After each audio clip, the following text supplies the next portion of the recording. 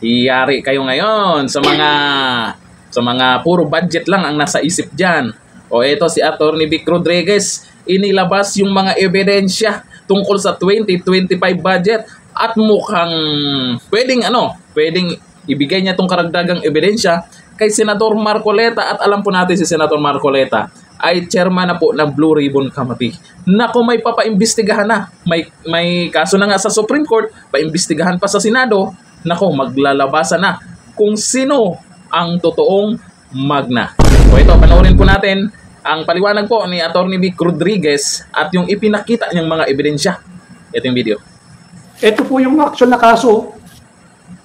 Ito po yung actual na kaso. Naka-file po ito. Diyan po nakalagay. Oh.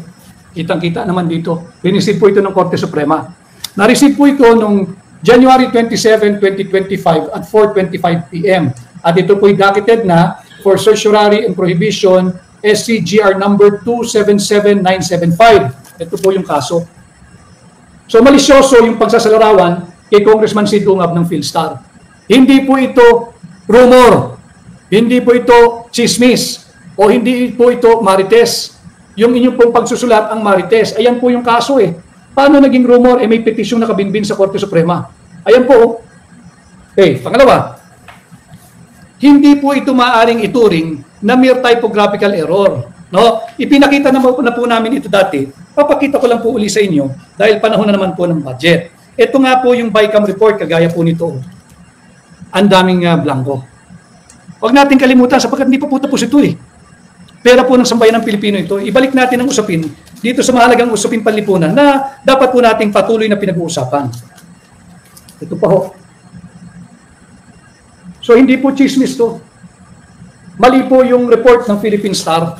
Hindi po makatarungan na inyong yuyurakan at malisyoso yung inyong pagsasalarawan sa isang napakamarangal na tao, si Congressman Sid Ungab. Hindi po aatras yan. Lalo nyo lamang siyang sinisilaban. Lalo lang pong bubuhayin natin ang kasong ito. Lalo nyo lang pong sinisilaban yung pagmamahal ni Congressman Sid Ungab sa mamamayang Pilipino at sa sambayan ng Pilipino at sa bansang Pilipinas. Lalo pong magbabantayan just to prove you wrong. Ayan pa ho, ang daming blanco. At hindi rin po rumor na hindi po aprobado itong Bicameral Conference Committee report na ito. Medyo marami lang po yung pahina, but I'll try to look for the signature page. Pirmado po ito ng mga miyembro ng Bicameral Conference Committee. Pinirmahan po nila ito, inaprubahan kahit ito po ay punong-puno ng blanco. 28 items po ang blanco. Ano ho? Kaya hindi tama na igagawa kayo ng balita. Alam naman natin kargado yan Bakit mo sasabihin na he started the rumor? Iba yung rumor, iba yung factual. Paano naging rumor? May kaso nga sa Korte Suprema. Ano ho? So mali po yung balitang yan, hindi po dapat nating kondinahin. At in fact, kailangan nating itama ito for the sake of fairness at yun nga ho, nailathala na Nailathala na at masagwa yung pagsasalarawan. At ayan ho, pirmado Ito yung blankong Bicameral Conference Committee report. Kaya po natin ito laging pag-uusapan sapagkat hindi ho kami papayag mga petitioner na tatawagin ninyo si Congressman Sid Ungab na marites lamang. At pagbibintangan na siya ang nagsimula o nagpakalat ng rumor o chismis. Ito po, paano naging chismis? Pirmado, aprobado, ratifikado. Ito mga blankong Bicameral Conference Committee report. Tingnan po ninyo maigi. Ayan yung mga pumirma Ang sinasabi, ang drama ngayon ng mababang kapulungan, they're all for transparency and accountability. Ito, transparent tayo. And we are making you account. Kanya tayo nagtungo sa Korte Suprema. Sapagkat kinikilala natin yung supremacy ng ating saligang batas over the action, whether individually or collectively of an institution or a group of officials na labag po sa ating saligang batas. At yung sinasabi hong rumor, wala pong rumor. Pakita ko lang din po sa inyo na wala nga pong enrolled bill Wala pong enrolled bill, malinaw po iyon. Wala pong enrolled bill. Nung kami po ay humingi, at salamat kay Congressman Sid Ungab, nung kami po ay nakakuha dahil siya po ay nag-request nung certified true copy ng enrolled bill, ito po yun Isinubinti na rin po namin ito sa Korte Suprema. Certified po ito. Ano pong linalaman? Wala pong pirma. Walang pirma ng Senate President, walang pirma ng House Speaker, walang pirma ng Senate Secretary, wala rin pirma ng Secretary General ng House of Representatives. At yan po ay sertipikado. No? Oh. Dated ano po ito? February 13, 2025. So hindi po chismis ito. Hindi po kami lumalakad ng chismis. At ito po ay ginagawa natin para protektahan ang interes ng sambayan ng Pilipino, hindi po para magpalaganap ng chismis. Kinorek po ng konti, para lang po hindi sigla mapuna ng Philippine Star. So balit mali pa rin yung pagkakasulat, talagang malisyoso. Ito po ang naging tugon ni Congressman Sid Ungab.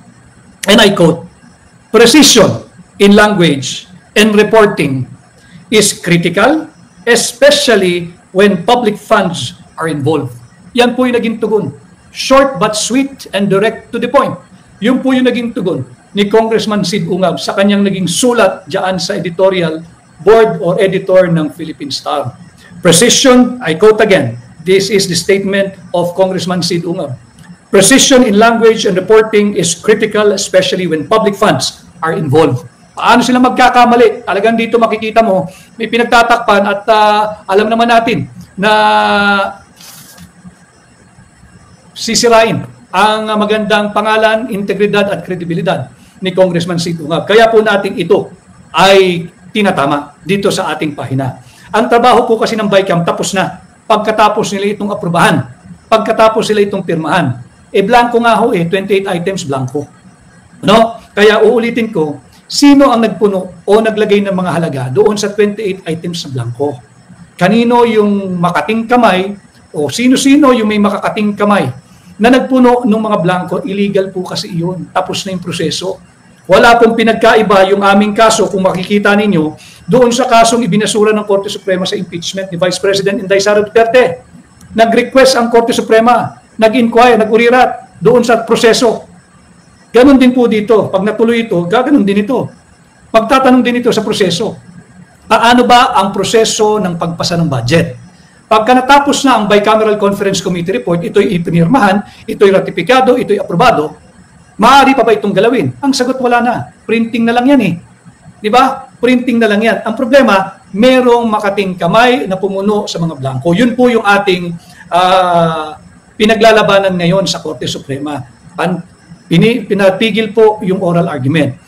Umabot na po sa oral arguments na dapat, ibig sabihin na establish na po lahat na may jurisdiction ng Korte Suprema, yung lis mota, yung pinaka-kontrobersiya, susceptible of judicial recognition, review, at adjudication, malinaw na po yan, yung standing ng party, nandyan na po yan, at malinaw din po, gamitin din po natin yung in-invoke na constitutional provision ng Supreme Court sa kaso na inihain po ni Vice President Inday Sara Duterte at ng mga abogado sa pamumuno ni Attorney Israelito Bobetorion at Martin Delgra. Yung Article 8, Section 1, Paragraph 2 ng ating saligang batas. Article 8, Section 1, Paragraph 2, yung expanded jurisdiction ng ating korte. Ano po yung expanded jurisdiction?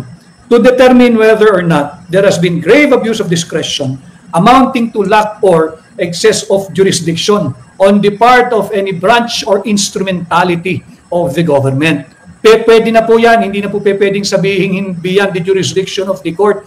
Basta't merong seemingly aksyon na in excess of jurisdiction or grave abuse of discretion ng kahit na sinong antas ng gobyerno, maaari pong itong silipin ng Korte Suprema, maaari po itong aksyonan ng Korte Suprema. No? So meron po tayong actual case, meron po tayong actual controversy sapagkat na-establish na po natin yan at pera po natin mga Pilipino ang nakasalalay dyan. And I think and I believe we were able to show yung prima facie grave abuse of discretion in the assailed act of Congress, of the Senate, and even of the Office of the President na pinirmahan yung maanumalyang 2025 national budget na nagkakalagang 6.325 trillion for 2025. Next year, higit po mas malaki. So, hanggat meron pong actual case, meron pong actual controversy na justiciably recognizable at actionable, sana ho ay aksyonan na rin ito ng Korte Suprema. At hindi ito maging moot in academic kapag naipasa na po yung 2026 national budget, baka naman maging ground ng dismissal, moot in academic na. At nawala na yung actual case, nawala na yung actual controversy kasi naipasa na yung budget sa susunod na taon. Sana po hindi ganoon. Ang marami nga ho tayo nakakausap na kapwa natin abogado, huwag sanang mauwi yung tinatawag na Mona Lisa na nahiga doon, nahimlay doon at doon na rin namatay. Ano ho? Huwag din sanang upuan. Maganda yung naging desisyon sa kaso ni Vice President Inday Sara Duterte. Yung pagpuna doon sa inaction ng Secretary General at ng House of Representatives is equivalent to a positive act. Ano yung positive act na yun? Yung kanilang pag-upo, pag-dribble, paglagay sa freezer or freeze the ball nung naunang 3 impeachment complaints. Sana, ganun din ang maging pananaw ng Korte Suprema. Hindi pwedeng hindi nila aksyonan yun dahil pag hindi mo inaksyonan, yung hindi mo pag-aksyon, aksyon po yun eh. Ano ho? Para lang maintindihan din ninyo. At sana, alalahanin po ng ating mga kagalang-galang na hukom, yung binanggit din po nila. Yung Article 11, Section 1. Public office is a public trust. Public officers and employees. At may empleyado po rito dahil for a while, di ba, inilalaglag ng mga mambabatas yung mga empleyado ng Senado at empleyado ng Kongreso na bahagi umano ng TWG nila, yung Technical Working Group. So yung public office is a public trust. Article 11, Section 1. Public officers and employees. Yung po yung mga miyembro ng Technical Working Group must at all times be accountable to the people. Serve them with utmost responsibility, integrity, and loyalty, and efficiency. Act with patriotism and justice, and lead modest lives. So yun po, para hindi tayo maging banana republic, if I may borrow the term recently used by the Senate President na kinikilala niya, yung pagbasura dyan sa impeachment complaint laban kay Vice President Inday Sara Duterte, ganun din po sana dito sa ating nakabinbin na illegal, immoral, invalid, unconstitutional, unconscionable 2025 national budget. Aksyonan po din sana ng Korte Suprema using the same invocation that they've used dito sa kaso ni Vice President Inday Sara Duterte, yung Article 8, Section 1, Paragraph 2, yung expanded certiorari jurisdiction ng Supreme Court, yung Article 11, Section 1, Public Office, Public Trust Doctrine na nandyan din po at in-invoke din po ng Korte Suprema yan. At akmang-akma po pwedeng gamitin yung mga linay down po dito ni Senior Associate Justice Marvic Leonen that there is a right way to do the right thing at the right time. Dagdag ko po yung right motivation or right reason. Maling-mali po minanggel yung 2025 national budget. Kita nyo yan? May hawak siyang ebidensya. Ibig sabihin lang yan, hindi chismis yan. Hindi haka-haka yan.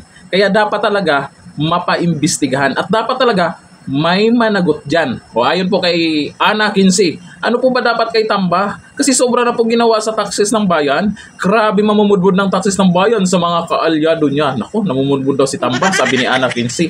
Ano yung pagmumudbud na ginagawa niya? Ako'y nagtatanong lang ha. Sabi po ni Mikhail Limokon, sana ma-impeach na si BBM, lalo naghihirap bansa natin. Naku, yung yung utang ng Pilipinas, naku po, katakot-takot na lumobo.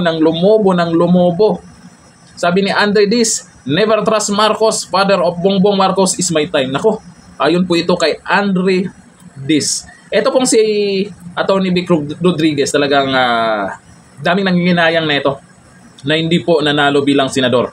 Kasi talagang matalino po ito at maisog pagdating po dyan sa budget. Kasi hindi po siya bumitaw dyan. Natalo man siya, pero tuloy pa rin pong investigasyon or yung sa Supreme Court, nasa Supreme Court na po yan, yung tungkol po sa budget. Hindi naman talaga dapat baliwalain yan kasi malaking halaga yan. Kasi mangyayari, pag walang mag-iingay tungkol dito, ay uulit-ulitin yan. Dapat talaga may managot at malaman natin kung sino yung gumagawa ng ganyan para lang sa budget na ewan ko lang kung saan mapupunta yan. Ang laki ng halaga ng budget na yan. Yung mga blanco-blanco at kung ano pa. Dapat may managot dyan. Abangan po natin si Senator Marcoleta pag nag-umpisa. Naku, kaabang-abang yan. Kung sino yung mabubulgar na mga magna. Hanggang dito na. Thank you. Bye-bye.